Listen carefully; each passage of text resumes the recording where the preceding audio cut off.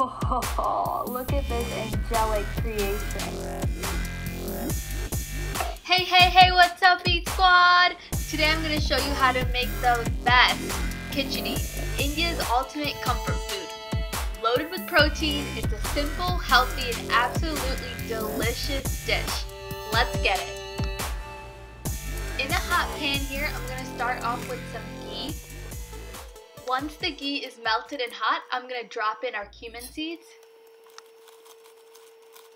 Add a bay leaf for some great aromatics and flavor, some ginger paste, diced onions,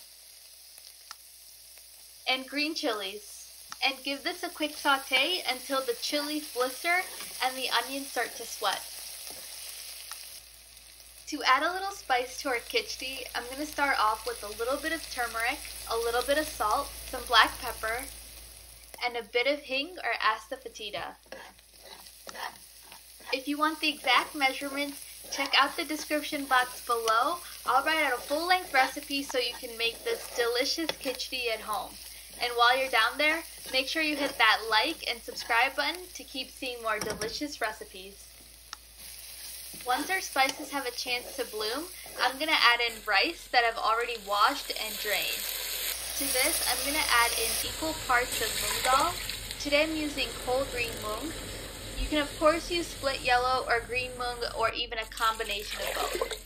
And lastly, some water.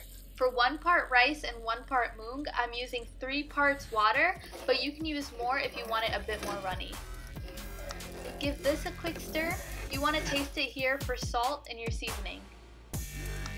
Alright, so I'm going to pressure cook this for 2 whistles for a good consistency, which I think is ideal, or 4 to 5 whistles if you want it a bit more runny.